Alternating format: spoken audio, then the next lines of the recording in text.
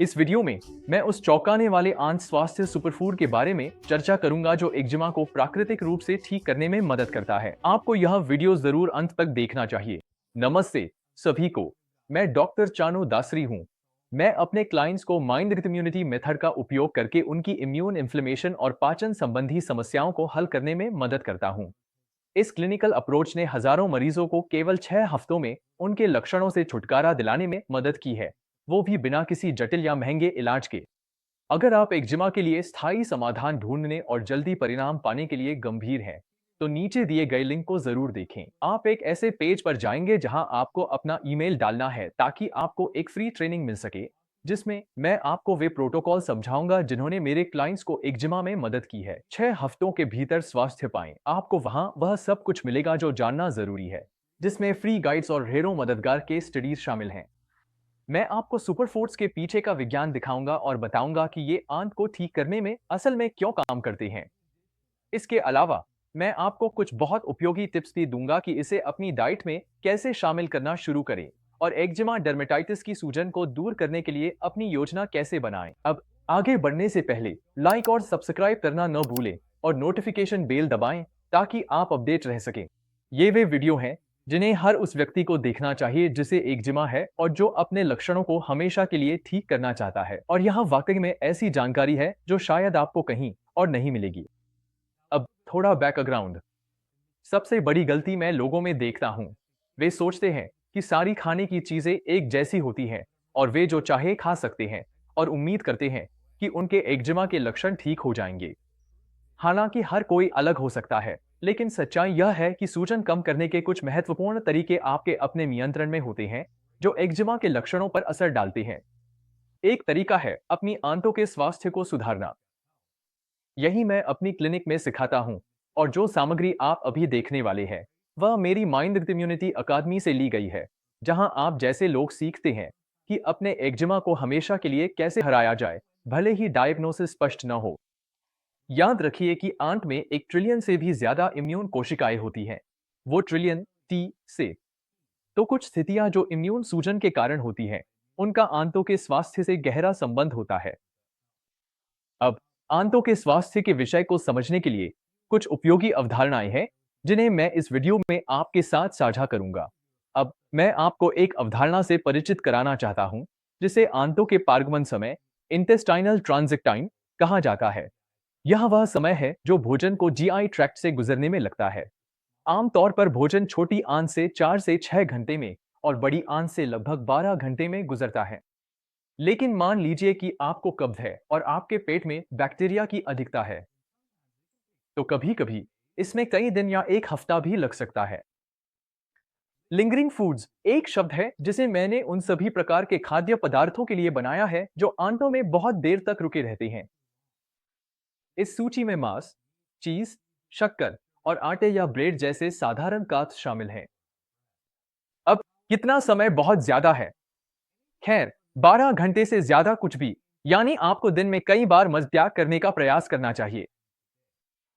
दिन में 2 से 4 बार मलत्याग करना आदर्श और सामान्य है। दुनिया भर में और हमारे अपने मानव इतिहास में, जब हम भोजन की तलाश में थे, हमारे पूर्वज दिन में 2 से 4 बार जाते थे। आजकल विकासशील देशों में हमें दिन में एक बार भी जाना नसीब हो जाए तो बहुत है। मेरे कुछ क्लाइंट्स जिन्हें बैक्टीरियल ओवरग्रोथ, आईबीएस और कब्ज की समस्या है, वे कभी कभी हफ्ते में सिर्फ 2 बार ही जाते हैं। इन सभी लोगों को सूजन, थकान, तनाव जैसी समस्याएं होती हैं और यह काफी गंभीर है। तो ये खाद्य पदार्थ पेट में क्यों अटक जाते हैं? याद है मैंने कहा था कि इस सूची में मांस, डेयरी, प्रोसेस्ड अनाज और चीनी शामिल है। यह सीधा सीधा इन खाद्य पदार्थों में फाइबर की मात्रा से जुड़ा हुआ है। और जब मैं फाइबर की बात करता हूं, तो ज्यादातर लोग मेटाम्यूसिल या उस गाढ़े पाउडर जैसे पदार्थ के बारे में सोचते हैं जिसे हम पानी में मिलाकर पीते हैं। लेकिन जब मैं फाइबर की बात कर रहा हूं, खासकर अघुलनशील फाइबर की, तो मेरा मतलब पौधों और सब्जियों में पाए जाने वाले उस चबाने वाले रेशेदार पदार्थ से है। उदाहरण के लिए अजवाइन। जब आप इसे चबाते हैं तो आपके पास ऐसा पदार्थ बच जाता है जिसे आप पूरी तरह तोड़ नहीं पाते और आखिरकार उसे निगल लेते हैं।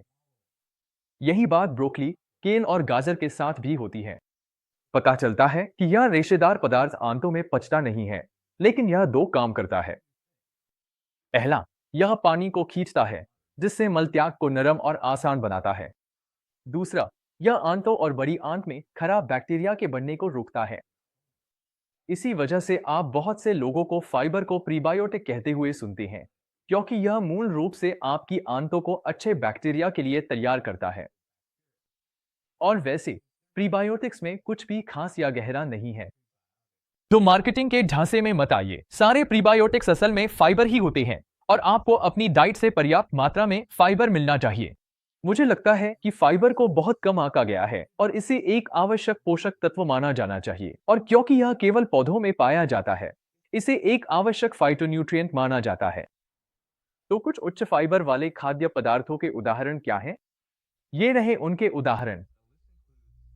इस सूची में अंकुरित अनाज, माइक्रोग्रीन्स, ब्रोकोली, अजवाइन, गाजर, काले जामुन जैसे ब्लैकबेरी, ब्लूबेरी और एल्डरबेरी, एवोकाडो, बादाम, पेकान और अखरोट, मसूर, बीन्स और मटर, क्विनोआ और शलजम व चुकंदर शामिल हैं।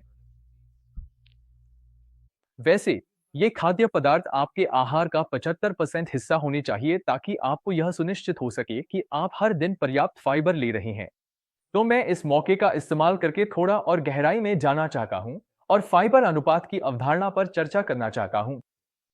मेरे विचार में, अगर आप फाइबर अनुपात की इस अवधारणा को समझ ले, तो आप लगभग हर एक वजन घटाने वाले डाइट का मूल आधार समझ जाएंगे जो अब तक बनाई गई है। मैंने इसे यहां शामिल किया है क्योंकि यह आपको अपनी इच्छित लक्ष्य प्राप्त करने के लिए खाद्य पदार्थों पर ध्यान केंद्रित करने में मदद करेगा।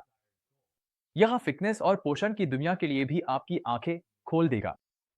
हमारे पूर्वजों का आहार, जब हम अपना भोजन प्रकृति से इकट्ठा करते थे, उसमें 100 ग्राम फाइबर होता था। अब अगर हमारे आहार में 20 ग्राम फाइबर भी हो तो हम खुद को भाग्यशाली समझते हैं, खासकर जब हम इतने सारे पैकेज और प्रोसेस्ड फूड खाते हैं।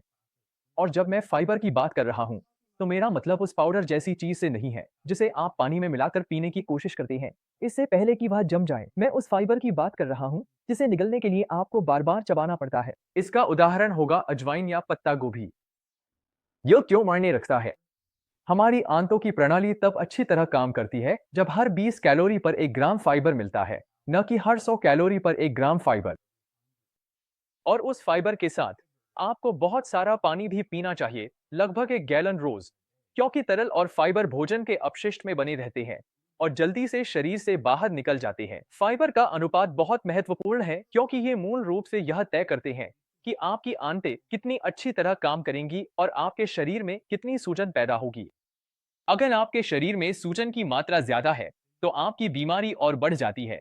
आप बहुत ज्यादा वजन बढ़ा लेते हैं और वह वजन कम होने के बजाय बना रहता है। तो यह सब ध्यान में रखते हुए हमें आदर्श रूप से हर 20 कैलोरी पर 1 ग्राम फाइबर का लक्ष्य रखना चाहिए, और यह ज्यादातर लोगों के लिए बहुत मुश्किल और लगभग असंभव है। मैं खुद भी शायद ही कभी इस लक्ष्य को हासिल कर पाता हूँ।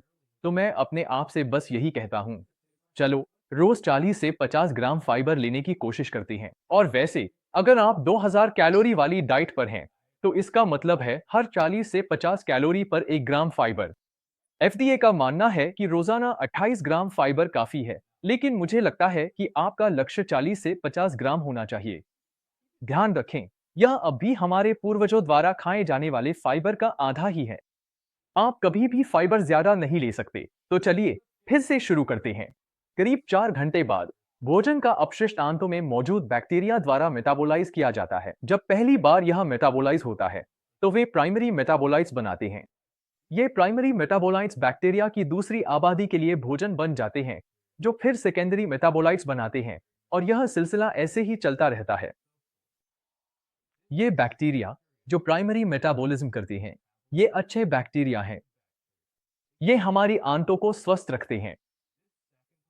बैक्टीरिया की यह दूसरी आबादी समस्या पैदा करती है क्योंकि सेकेंडरी मेटाबोलाइट्स की सूजन, वजन बढ़ना, डिप्रेशन और यहां तक कि कैंसर का कारण बनते हैं। और यह बात समझ में आती है। सोचिए, जब आपको सूजन या जलन महसूस होती है, कोलन आमतौर पर मल को बाहर निकालने से पहले उसे जमा करके रखता है।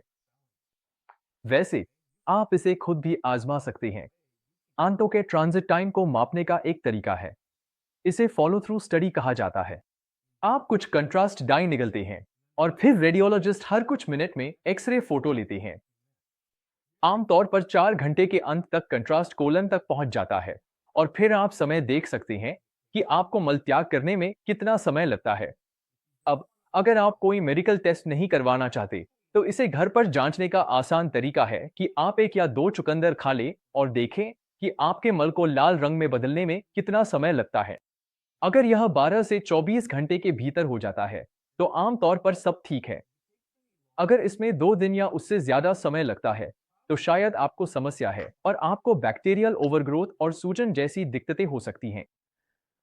जब आप शुरुआत कर रही हों, तो आपको यह सुनिश्चित करना चाहिए कि आप अपनी बड़ी आंत से खराब बैक्टीरिया को बाहर निकाल रही हैं, और अगर इसमें दिक्कत हो रही है, तो आप मिल्क ऑफ मैग्नीशिया ले सकती हैं और 2-4 दिन तक रोजाना 2 से 4 बार पतला मल त्याग करने की कोशिश कर सकती हैं। यह आपको अपनी आंत में अच्छे बैक्टीरिया को फिर से बसाने की प्रक्रिया को तेज करने में मदद करेगा। इसे ऐसे सोचे जैसे आप बगीचे से खरपतवार निकाल रहे हैं, ताकि अच्छी चीजों के बढ़ने के लिए जगह बन सके। तो यह था आंतों के ट्रांजिट टाइम का विषय, और यह बहुत महत्वपूर्ण है यह नियंत्रित करने के लिए कि हमारी आंत में किस प्रकार के बैक्टीरिया रहते हैं। यह सूजन को नियंत्रित करने के लिए भी जरूरी है। आप इस पर असर डाल सकते हैं ढेर सारा फाइबर खाकर और जब कब्ज हो तो मैग्नीशियम सप्लीमेंट लेकर। ठीक है, मुझे उम्मीद है कि आपको यह वीडियो पसंद आया होगा।